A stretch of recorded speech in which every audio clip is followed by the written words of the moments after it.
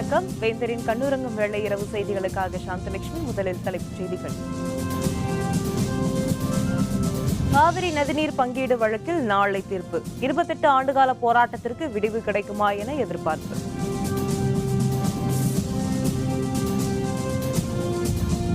முதல்வர் பழனிசாமி தலைமையில் அமைச்சரவை கூட்டம். 500 மதுக்கடை மூடல், மானிய விலை ஸ்கூட்டர் திட்டம் பற்றி ஆலோசனை.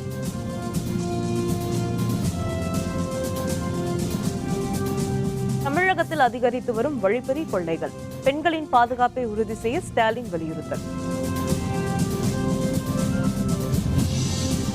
தேடப்படும் குற்றவாளி வைர வணிகர் நீரவ் மோடி, மத்திய புலனாய்வு அமைப்பு அறிவிப்பு.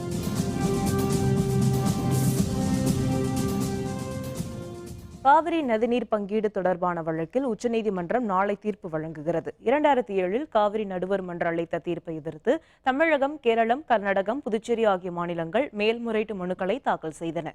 உச்சநீதிமன்ற தலைமை நீதிபதி தீபக் மிஸ்ரா, நீதிபதி அமிதவராய் அமர்வு மேல்முறையீட்டு மனுக்கள் மீது விசாரணை மேற்கொண்டது. தமிழ்நாடு, கர்நாடகம் உள்ளிட்ட மாநிலங்களின் தரப்பிலான வாதம் 2017 செப்டம்பர் மாதம் நிறைவடைந்தது.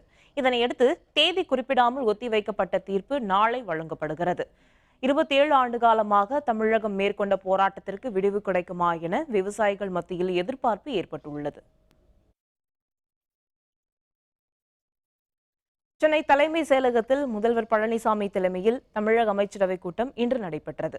500 மதுக்கடைகளை மூடுவது, மானிய விலையில் ஸ்கூட்டர் திட்டம் உள்ளிட்டவை தொடர்பாக ஆலோசனை மேற்கொள்ளப்பட்டது. இது தொடர்பான விரிவான விவரங்களை தருகிறார் நமது செய்தியாளர் கா சையத். தமிழக முதல்வராக எடப்பாடி கே பழனிசாமி பதவியேற்று இன்றுடன் ஓராண்டு நிறைவு பெறுகிறது. அவர் பதவியேற்ற பிறகு 7வது முறையாக தமிழக அமைச்சரவை கூட்டம் இன்று தலைமைச் செயலகத்தில் நடைபெற்றது. தமிழக முதல்வர் எடப்பாடி கே பழனிசாமி தலைமையில் நடைபெற்ற இந்த அமைச்சரவை கூட்டத்தில் துணை முதல்வர் ஓ பன்னீர்செல்வம் உட்பட அனைத்து துறை அமைச்சர்களும் பங்கேற்றார்கள். அதேபோல தலைமைச் செயலாளர் கிரிஜா வைத்தியநாதன், நிதித்துறை செயலாளர் சண்முகம் உட்பட பல்வேறு துறைகளின் செயலர்களும் பங்கேற்றார்கள். இந்த கூட்டத்தில் 2018-19 ஆண்டுக்கான நிதிநிலை அறிக்கைக்கான ஒப்புதல் வழங்கப்பட்டதாக தெரிய வருகிறது. அதேபோல ஒவ்வொரு துறைகளுக்கும் ஒதுக்கப்பட வேண்டிய நிதிகள் குறித்து ஆலோசிக்கப்பட்டதாக தெரிகிறது. குறிப்பாக மக்கள் நல்வாழ்வுத்துறை, அதேபோல பள்ளிக்கல்வித்துறை, வேளாண் துறை போன்றவற்றிற்கு கூடுதலாக நிதிகள் ஒதுக்கப்படும் பட்சத்தில் இந்த ஆண்டில் மக்களை கவரக்கூடிய வகையில் புதிய திட்டங்களை அறிவிக்கலாம் என்றும் எதிர்பார்க்கப்படுகிறது. இந்த திட்டத்தினை முன்னாள் முதல்வர் ஜெயலலிதாவின் பிறந்த நாளான வருகின்ற பிப்ரவரி 24ஆம் தேதி செயல்படுத்தலாம் அல்லது அறிவிக்கப்படலாம் என தெரிய வருகிறது. அதேபோல தமிழக அரசின் ஓராண்டு நிறைவு விழாவையும் அவரது பிறந்தநாள் அன்றே கொண்டாடப்படலாம் எனும் தெரிய வருகிறது. அதேபோல ஒவ்வொரு அமைச்சர்களிடம் சுமார் 2.5 மணி நேரம் நடைபெற்ற இந்த அமைச்சரவை கூட்டத்தில் ஒவ்வொரு அமைச்சர்களிடமும் தமிழக முதல்வர் எடப்பாடி கே பழனிசாமி தனித்தனியாக ஆலோசனை நடத்தியதுடன் வார நாட்களில் அனைத்து அமைச்சர்களும் சென்னையிலேயே தங்கியிருக்கவும் உத்தரவிட்டிருப்பதாக தெரிய வருகிறது. வேந்தர் செய்திகளுக்காக தலைமைச் செயலகத்திலிருந்து ஒளிப்பதிவாளர் இன்பச்செல்வனுடன் சையது. அதிமுகவின் அதிகார குழப்பத்தில் சிக்கி காவல்துறை செயலற்று போனதால் பெண்கள் மீதான பாலியல் வன்முறை, வழிப்பறி, கொலை, கொள்ளைகள் அதிகரித்து வருவதாக திமுக செயல் தலைவரும் எதிர்க்கட்சித் தலைவருமான மு.க. ஸ்டாலின் குற்றம் சாட்டியுள்ளார். இது பற்றி அறிக்கை ஒன்றை மு.க. ஸ்டாலின் வெளியிட்டுள்ளார். சென்னை நாவலூர் பகுதியில் தனியார் நிறுவனத்தில் பணியாற்றும் பெண் ஊழியரை தாக்கி பாலியல் வன்கொடுமையில் ஈடுபட முயன்றவர்கள் இன்னும் கைது செய்யப்படாமல் இருப்பது காவல்துறையின் திறமைக்கு விடப்பட்ட சவால் என குறிப்பிட்டுள்ள ஸ்டாலின், இதுபோன்ற ஐடி நிறுவனங்களில் பணியாற்றும் பெண்களின் பாதுகாப்பு மற்றும் மக்களின் பாதுகாப்பை உறுதி செய்ய அரசு எவ்வித முயற்சியையும் எடுக்கவில்லை என குற்றம் சாட்டியுள்ளார்.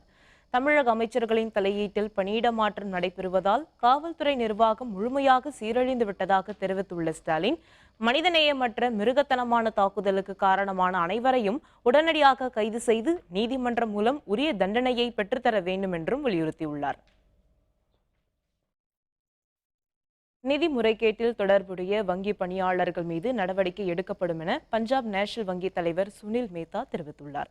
நாட்டின் 2வது பெரிய வங்கியான பஞ்சாப் நேஷனல் வங்கியின் மும்பை கிளையில் 280 கோடி ரூபாய் நிதி மோசடி செய்ததாக பிரபல வைர வணிகர் நீரவ் மோடி, அவருடைய மனைவி, சகோதரர் ஆகியோர் மீது சிபிஐ வழக்கு பதிவு செய்துள்ளது. வங்கியின் ஓய்வு பெற்ற துணை மேலாளர் கோகுல்நாத் ஷெட்டி, மனோஜ் கரத் ஆகியோர் மீதும் வழக்கு பதிவு செய்யப்பட்டுள்ளது. மும்பையில் செய்தியாளர்களுடன் பேசிய பஞ்சாப் நேஷனல் வங்கி தலைவர் சுனில் மேத்தா, நிதி மோசடி கண்டுபிடிக்கப்பட்ட உடனே மத்திய புலனாய்வு அமைப்பிடம் புகார் அளித்ததாக தெரிவித்தார். 2011ஆம் ஆண்டிலேயே நீரவ் மோசடி தொடர்பாக செபி அமைப்பிடம் புகார் தெரிவித்ததாகவும் அவர் குறிப்பிட்டார். ஆக்சிஸ், அலகாபாத் வங்கிகளிலும் நீரவ் மோசடி செய்துள்ளதாகவும் சுனில் மேத்தா கூறினார். The bank has the capabilities and the capacities to come out this situation.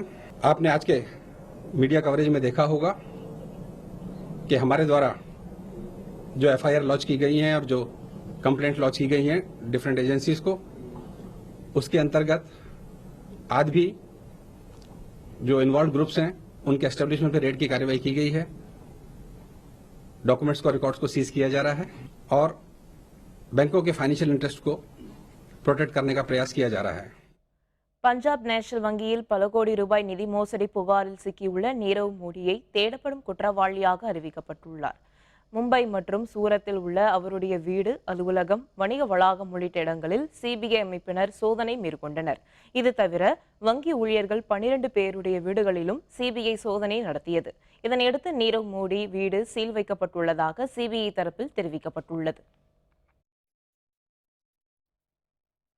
Punjab national வங்கி மோசடி தொடர்பாக ட்விட்டரில் பதிவிட்டுள்ள காங்கிரஸ் தலைவர் ராகுல் காந்தி, இந்தியாவை கொள்ளையடிக்க நீரவ் மோடியின் ஆலோசனைகள் என 3 அம்சங்களை குறிப்பிட்டுள்ளார். பிரதமர் மோடியை கட்டிப்பிடிக்க வேண்டும், சுவிட்சர்லாந்தின் டாவோஸ் நகரில் மோடியுடன் சேர்ந்து புகைப்படம் எடுத்துக் கொள்ள வேண்டும், இதனை பயன்படுத்தி நிதி மோசடியில் ஈடுபட வேண்டும் என தெரிவித்துள்ளார். டெல்லியில் பேசிய காங்கிரஸ் செய்தி தொடர்பாளர் சந்தீப் சுர்ஜிவாலா, மிகப்பெரிய வங்கி மோசடி தொடர்பாக பிரதமர் அலுவலகத்திற்கு 2016ஆம் ஆண்டே தகவல் கிடைத்ததாக கூறியுள்ளார். இது தொடர்பாக மத்திய நிதி அமைச்சகமும் பிரதமர் அலுவலகமும் நடவடிக்கை எடுக்கவில்லை என்றும் குற்றம் சாட்டியுள்ளார். ஜனவரி 1ஆம் தேதியே வைர வணிகர் நீரவ் மோடி வெளிநாட்டுக்கு தப்பி சென்றதாக தெரிவித்துள்ள அவர், இதற்கு யார் காரணம் எனவும் கேள்வி எழுப்பியுள்ளார்.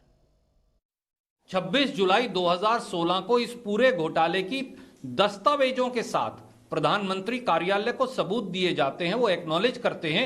उसके बावजूद भी 1.5 साल तक माननीय नरेंद्र मोदी जी क्या कर रहे थे, वित्त मंत्रालय क्या कर रहा था, फाइनेंशियल इंटेलिजेंस यूनिट ईडी और सीबीआई क्या कर रहे थे? कौन संरक्षण दे रहा है नीरव मोदी और छोटे मोदी को? மின்சார வாரிய ஊழியர்கள் வேலைநிறுத்த போராட்டத்தை கைவிட வேண்டும் என மின்சாரத்துறை அமைச்சர் பி தங்கமணி கேட்டுக்கொண்டுள்ளார். சென்னையில் செய்தியாளர்களிடம் பேசிய அவர், நாளை மின்தடை ஏற்படாமல் இருக்க அனைத்து நடவடிக்கைகளும் எடுக்கப்பட்டுள்ளதாக தெரிவித்தார். மின்தடை குறித்து புகார் தெரிவித்தால் உடனடியாக குறை நிவர்த்தி செய்யப்படும் என்றும் அவர் குறிப்பிட்டார். 14 சங்கங்கள் வேலைநிறுத்தத்தில் நாங்கள் கலந்து கொள்ள மாட்டோம் என்றும் சொல்லியிருக்கின்றார்கள்.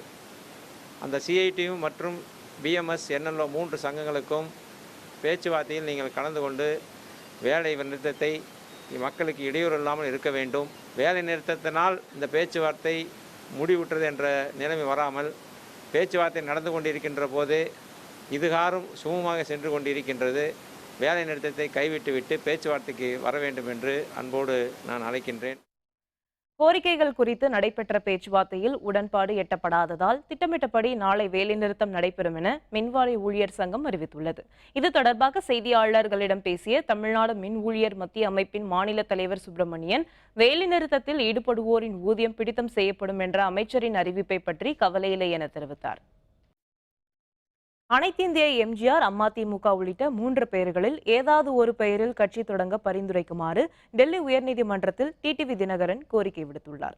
அதிமுகவின் இரட்டை இலை சின்னம் தொடர்பான வழக்கு டெல்லி உயர்நீதிமன்றத்தில் நடைபெற்று வருகிறது. அப்போது தினகரன் தரப்பில் மனு தாக்கல் செய்யப்பட்டது. அனைத்திந்திய எம்ஜிஆர், அதிமுக, அனைத்திந்திய அம்மா திராவிட முன்னேற்ற கழகம், அம்மா எம்ஜிஆர் முன்னேற்ற கழகம் ஆகிய 3 பெயர்களில் ஏதாவது ஒரு பெயரை தங்கள் அணிக்கு வைக்க பரிந்துரைக்குமாறு கோரப்பட்டுள்ளது. தமிழக உள்ளாட்சி தேர்தலுக்கு கட்சி பெயரும் சின்னமும் தேவைப்படுவதால் இந்த கோரிக்கை வைக்கப்பட்டுள்ளதாக தினகரன் தரப்பில் தெரிவிக்கப்பட்டுள்ளது. ஜெயலலிதா மரணம் தொடர்பான ஆணையம் முன்பு சசிகலா உதவியாளர் கார்த்திகேயன் ஆஜராகி விளக்கம் அளித்துள்ளார். நீதிபதி ஆறுமுகசாமி தலைமையிலான ஒருநபர் ஆணையம் ஜெயலலிதா மரணம் தொடர்பான விசாரணை மேற்கொண்டு வருகிறது. அப்போலோ மருத்துவர்கள், முன்னாள் தலைமை செயலர் உள்ளிட்ட 30க்கும் அதிகமானோர் ஆணையத்தில் ஆஜராகி விளக்கம் அளித்துள்ளனர். இதனையடுத்து சசிகலா உதவியாளர் கார்த்திகேயன் இன்று ஆஜராகி விளக்கம் அளித்தார். இது தொடர்பாக செய்தியாளர்களுடன் பேசிய வழக்கறிஞர் ராஜ்குமார் பாண்டியன், ஜெயலலிதா சிகிச்சை தொடர்பாக 24 வீடியோ பதிவுகள் இடம்பெற்ற பென்டிரைவ் கொடுத்துள்ளதாக தெரிவித்தார். மறைந்த முதல்வர் ஜெயலலிதா அம்மா அவர்களின் அலுவலகத்தில் பணிபுரிந்த காரணத்தினால் இன்று அழைப்பாணையின் பேரில் திரு கார்த்திகேயன் அவர்கள் கமிஷன் முன்னாடி ஆஜராகி விசாரணையில் பங்கேற்றார். அவருக்கு தெரிந்த அவர் நாலேஜுக்கு உட்பட்ட விஷயங்களுக்கு பதில் அளிச்சிருக்காரு. அது மட்டும் இல்லாமல் இது சம்பந்தமான ஒரு பென்டிரைவ் 24 வீடியோ பதிவுகளை கொண்ட ஒரு பென்டிரைவை ஆவணமாக சமர்ப்பிச்சிருக்காரு. முன்னதாக இன்று காலை ஆஜரான மருத்துவர் பாலாஜி அரசு மருத்துவர் என்ற அடிப்படையில் ஜெயலலிதாவின் கைரேகையை தான் பதிவு செய்ததாக தெரிவித்தார். இதற்கான அதிகாரம் தமக்கு இருக்கிறது என்றும் நல்வாழ்வுத்துறை செயலர் வாய்மொழி உத்தரவு எதுவும் பிறப்பிக்கவில்லை என்றும் விளக்கமளித்தார். மண்டல வாரியான ஒப்பந்த புள்ளி முறையை ஏற்க எண்ணெய் நிறுவனங்கள் மறுப்பு தெரிவித்துள்ளதால் காலவரம்பற்ற வேலைநிறுத்தத்தை தொடர முடிவு எடுக்கப்பட்டுள்ளதாக எல்பிஜி லாரி உரிமையாளர்கள் சங்கம் தெரிவித்துள்ளது. மும்பையில் எண்ணெய் நிறுவன அலுவலர்களுடன் லாரி சங்க நிர்வாகிகள் பேச்சு நடத்தினர். மண்டல வாரியாக ஒப்பந்த புள்ளியை அமல்படுத்த வேண்டும் என்ற கோரிக்கையை அவர்கள் ஏற்க மறுத்ததால் பேச்சுவார்த்தை தோல்வியடைந்தது. இதனையடுத்து லாரி உரிமையாளர்கள் சங்கத்தின் அவசர கூட்டம் நாமக்கல்லில் நடைபெற்றது. இதனைத் தொடர்ந்து செய்தியாளர்களுடன் பேசிய எல்பிஜி லாரி உரிமையாளர்கள் சங்க தலைவர் பொன்னம்பலம் 4 நாட்களாக மேற்கொள்ளப்பட்டுள்ள வேலைநிறுத்த போராட்டத்தை தொடர்வதென முடிவெடுக்கப்பட்டுள்ளதாக தெரிவித்தார். 4 நாட்களாக எல்பிஜி டெண்டர் சம்பந்தமான வேலை நிறுத்தம் நடந்து கொண்டிருக்கிறது. அது சம்பந்தமாக நேற்று எங்களை பம்பாய் அழைத்திருந்தார்கள் 6-7 பாயிண்ட்டுகளை. அதை எங்களுக்கு அது உந்ததாக ஒரு 2 விஷயங்கள் எங்களுக்கு உந்ததாக இல்லை. மொத்தமாக இது இந்த கோரிச்சண்டம் கொடுக்கறதா நாங்கள் நேற்று இந்த 2 கோரிக்கையும் மறுபடியும் வலியுறுத்தி அவர்கிட்ட சொன்னோம். அவர்கள் கவனிப்பதாக சொன்னார்கள். அந்த வகையில் அவர்கள் நாளை கோரிச்சண்டம் கொடுக்கறதாக சொல்லியிருக்கார்கள். அது வந்தவுடன் அதனுடைய சரத்துக்களை பார்த்து முடிவெடுக்கலாம் என்று நினைக்கிறோம். அதுவரை வேலை நிறுத்தம் தொடரும். ஆன்லைன் பத்திரப்பதிவு முறையின் தற்போதைய நிலை அறிக்கை தாக்கல் செய்ய நீதிமன்றம் ஆணை. விவரம் விளம்பர இடைவேளைக்கு பிறகு.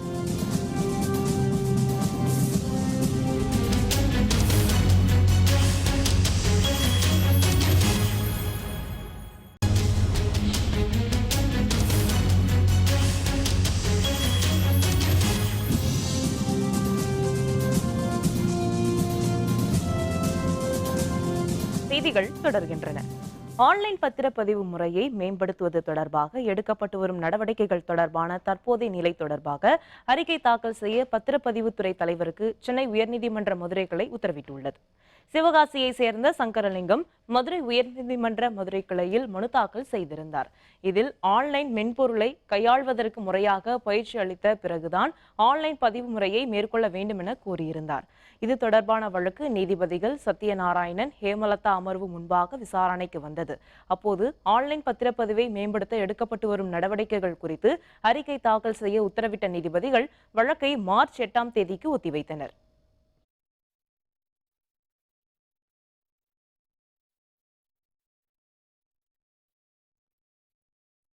ஓமன் நாட்டில் உயிரிழந்த ராமேஸ்வரம் தொழிலாளியின் உடலை மீட்டு தரக்கூறி அவருடைய உறவினர்கள் மனு அளித்தனர்.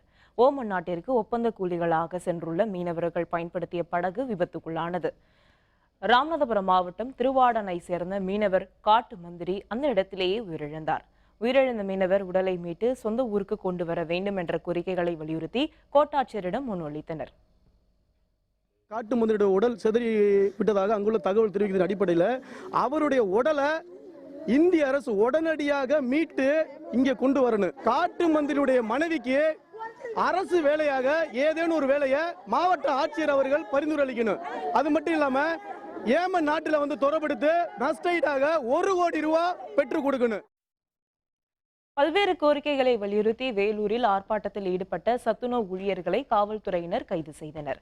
வரையறுக்கப்பட்ட ஊதியம் வழங்க வேண்டும் என்பன போன்ற கோரிக்கைகளை வலியுறுத்தி வேலூர் மாவட்டம் ஆட்சியர் அலுவலகம் எதிரே சத்துணவு ஊழியர்கள் ஆர்ப்பாட்டத்தில் ஈடுபட்டனர்.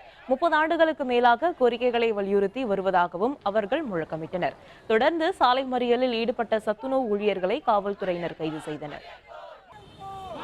திருச்சியில் பல்வேறு கோரிக்கைகளை வலியுறுத்தி சாலை மறியல் போராட்டத்தில் ஈடுபட்ட சத்துணவு ஊழியர்களை கைது செய்யப்பட்டனர். 21 மாத நிலுவைத் தொகையை உடனே வழங்க வலியுறுத்தி திருச்சி மாவட்ட ஆட்சியர் அலுவலகம் முன் தமிழ்நாடு சத்துணவு ஊழியர்கள் சங்கத்தினர் சாலை மறியல் செய்தனர். அப்போது தங்களது கோரிக்கைகளை வலியுறுத்தி முழக்கங்கள் எழுப்பினர். தூத்துக்குடியில் பல்வேறு கோரிக்கைகளை வலியுறுத்தி சத்துணவு ஊழியர்கள் சாலை மறியலில் ஈடுபட்டதால் போக்குவரத்து பாதிக்கப்பட்டது. சங்க அலுவலகம் முன்பு ஊர்வலமாக புறப்பட்டு பாளைய ரோட்டில் சத்துணவு ஊழியர்கள் சாலை மறியலில் ஈடுபட்டனர். இதனையடுத்து காவல்துறையினர் அவர்களை தடுத்து நிறுத்தி கைது செய்தனர். மறியல் காரணமாக தூத்துக்குடி பாளை சாலையில் போக்குவரத்து பாதிக்கப்பட்டது. திருவள்ளூரில் பல்வேறு கோரிக்கைகளை வலியுறுத்தி சென்னை திருப்பதி தேசிய நெடுஞ்சாலையில் சாலை மறியலில் ஈடுபட்ட அங்கன்வாடி ஊழியர்கள் கைது செய்யப்பட்டனர். குடும்ப ஓய்வூதியம் வழங்கிட வேண்டும் என்பது உள்ளிட்ட பல கோரிக்கைகளை வலியுறுத்தி திடீர் சாலை மறியலில் ஈடுபட்டனர். மாநில நிர்வாகிகளை அழைத்து உடனடியாக பேசி தீர்வு காண வேண்டும் என்றும் வலியுறுத்தினர். சாலை மறியலால் அந்த பகுதியில் சிறிது நேரம் போக்குவரத்து பாதிக்கப்பட்டது.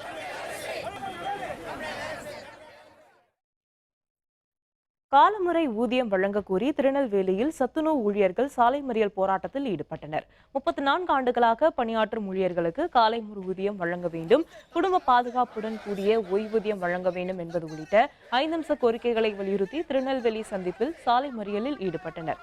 போராட்டத்தின் போது தங்களுடைய கோரிக்கைகளை வலியுறுத்தி முழக்கங்களை எழுப்பினர். மறியலில் ஈடுபட்ட ஊழியர்களை காவல்துறையினர் கைது செய்தனர். 4 அம்ச கோரிக்கைகளை வலியுறுத்தி ஆர்ப்பாட்டத்தில் ஈடுபட்ட சத்துணவு ஊழியர்கள் கைது செய்யப்பட்டனர். 8வது ஊதிய குழுவில் சத்துணவு ஊழியர்களை இணைத்து காலமுறை ஊதியம் வழங்க வேண்டும், 33 ஆண்டுகள் பணியாற்றிய சத்துணவு ஊழியர்களை நிரந்தர அரசு ஊழியராக்க வேண்டும் என்பது உள்ளிட்ட கோரிக்கைகளை வலியுறுத்தி நாகர்கோவில் மாவட்ட ஆட்சியர் அலுவலகம் முன்பு ஆர்ப்பாட்டத்தில் ஈடுபட்டனர். மதுரை மாவட்ட ஆட்சியர் அலுவலகத்தை முற்றுகையிட்ட சத்துணவு ஊழியர்களை காவல்துறையினர் கைது செய்தனர். ஓய்வு பெறும் ஊழியர்களுக்கு சட்டப்பூர்வ ஓய்வூதியம் வழங்க வேண்டும் என்பது உள்ளிட்ட பல்வேறு கோரிக்கைகளை வலியுறுத்தி தமிழ்நாடு சத்துணவு ஊழியர்கள் சங்கத்தின் சார்பில் மதுரை ஆட்சியர் அலுவலகத்தை முற்றுகையிட்டு மறியல் செய்தனர். சத்துணவு ஊழியர்களின் முற்றுகை போராட்டத்தால் அந்த பகுதியில் போக்குவரத்து பாதிக்கப்பட்டது. கரூரில் சாலை மறியல் போராட்டத்தில் ஈடுபட்ட சத்துணவு ஊழியர்கள் கைது செய்யப்பட்டனர். கரூர் தாலுகா அலுவலகம் முன் பல்வேறு கோரிக்கைகளை வலியுறுத்தி தமிழ்நாடு சத்துணவு ஊழியர்கள் போராட்டம் நடத்தினர். வாரிசு பணி தாமதமின்றி வழங்க வேண்டும் என்பது உள்ளிட்ட பல்வேறு கோரிக்கைகள் வலியுறுத்தப்பட்டன. சாலை மறியல் போராட்டத்தில் ஈடுபட்ட பெண்கள் உள்ளிட்டோரை காவல்துறையினர் கைது செய்தனர்.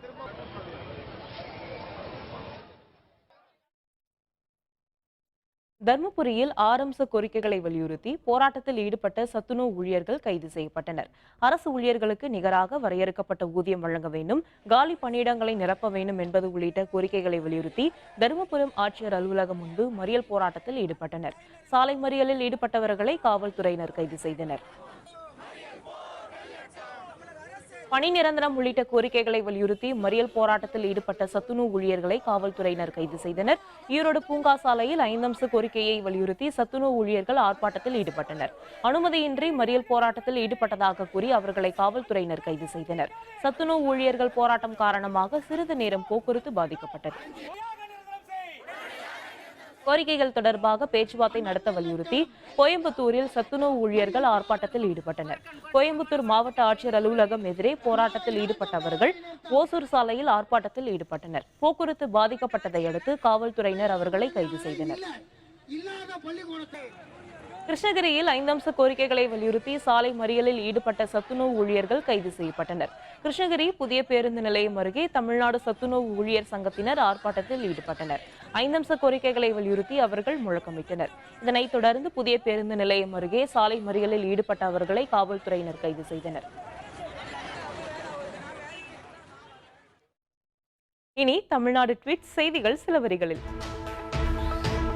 மதுரை மீனாட்சி அம்மன் கோவிலில் தீ விபத்து ஏற்பட்டதை தொடர்ந்து ராமேஸ்வரம் ராமநாத சுவாமி கோவிலில் தொழில்நுட்ப பொறியாளர்கள் ஆய்வு செய்தனர். ராமேஸ்வரம் ராமநாத சுவாமி கோவிலின் 2ஆம் பிரகாரத்தில் உள்ள தூண்கள் சேதமடைந்த நிலையில் உள்ளன. சென்னை ஐஐடி தொழில்நுட்ப பொறியாளர்கள் தமிழி மற்றும் கற்பகம் ஆகியோர் இதனை ஆய்வு செய்தனர். ஆய்வுக்கு பின் 2ஆம் பிரகாரத்தில் உள்ள தூண்களில் பராமரிப்பு பணிகளை மேற்கொள்வார்கள் என கோவில் நிர்வாகத்தினர் தெரிவித்துள்ளனர். திருப்பூர் அருகே டெங்கு காய்ச்சலுக்கு 6ஆம் வகுப்பு மாணவி ஒருவர் பலியானார். பொங்கலூரை அடுத்த சந்தமநாயக்கன் பாளையம் பகுதியைச் சேர்ந்த சங்கரன் என்பவரின் மகள் தாமரை செல்வி காட்டூர் அரசு உயர்நிலைப் பள்ளியில் 6ஆம் வகுப்பு படித்து வந்தார். உடல்நலக்குறைவு காரணமாக பல்லடம் அரசு மருத்துவமனையில் சேர்க்கப்பட்ட அவருக்கு டெங்கு காய்ச்சல் அறிகுறி இருப்பது கண்டறியப்பட்டது. மேல் சிகிச்சைக்காக கோவை அரசு மருத்துவக் கல்லூரி மருத்துவமனையில் அனுமதிக்கப்பட்ட தாமரை செல்வி சிகிச்சை பலனின்றி பலியானார். தென்னாப்பிரிக்கா புதிய அதிபர் தேர்தல். சிரில் ராமபோசா ஒருமனதாக தேர்வு. விவரம் விளம்பர இடைவெளிக்கு பிறகு.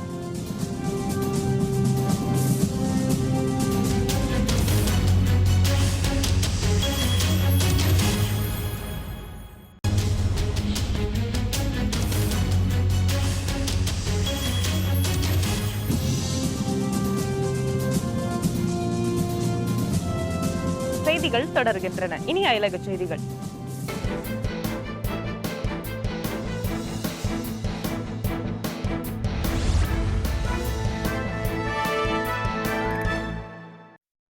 தென்னாப்பிரிக்காவின் புதிய அதிபராக சிரில் ராமபோசா போட்டியின்றி தேர்ந்தெடுக்கப்பட்டுள்ளார். தென்னாப்பிரிக்க அதிபர் ஜேக்கப் ஜுமா ஊழல் புகாரின் பேரில் அதிபர் பதவியிலிருந்து விலகினார். இதனைத் தொடர்ந்து ஆப்பிரிக்க தேசிய காங்கிரஸ் தலைவர் சிரில் ராமபோசா புதிய அதிபர் வேட்பாளராக ஆளும் கட்சி அறிவித்தது. இன்று இரவு கேப்டவுனில் உள்ள நாடாளுமன்றத்தில் புதிய அதிபருக்கான தேர்தல் நடைபெற்றது. சிரில் ராமபோசாவை தவிர வேறு யாரும் வேட்புமனு தாக்கல் செய்யவில்லை. இதனைத் தொடர்ந்து போட்டியின்றி தென்னாப்பிரிக்காவின் புதிய அதிபராக சிரில் ராமபோசா தேர்ந்தெடுக்கப்பட்டதாக நாடாளுமன்ற தலைவர் பாலிகா ஹிம்டி அறிவித்தார். இதனைத் தொடர்ந்து சிரில் ராமபோசாவுக்கு ஆளும் கட்சி உறுப்பினர்கள் கைத்தட்டி வாழ்த்து தெரிவித்தனர்.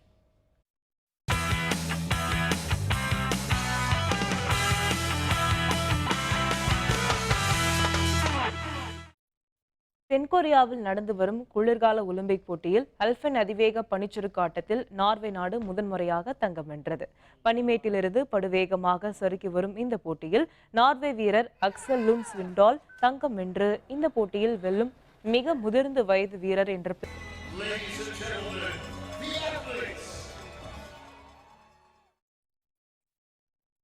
மீண்டும் தலைப்புச் செய்திகள். காவிரி நதிநீர் பங்கீடு வழக்கில் நாளை தீர்ப்பு. 28 ஆண்டுகால போராட்டத்திற்கு விடிவு கிடைக்குமா என எதிர்பார்ப்பு.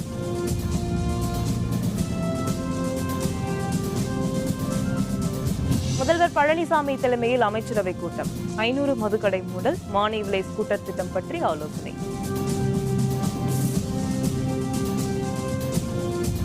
தமிழகத்தில் அதிகரித்து வரும் வழிப்பறி கொள்ளைகள். பெண்களின் பாதுகாப்பை உறுதி செய்ய ஸ்டாலின் வலியுறுத்தல். தேடப்படும் குற்றவாளி வைர வணிகர் நீரவ் மோடி. மத்திய புலனாய்வு அமைப்பு அறிவிப்பு. இத்துடன் வேந்தரின் கண்ணுறங்கும் வேளை இரவு செய்திகள் நிறைவடைந்தன. மீண்டும் நாளை காலை 8 மணிக்கு இளங்கதிர் காலை செய்திகளில் சந்திப்போம். வணக்கம்.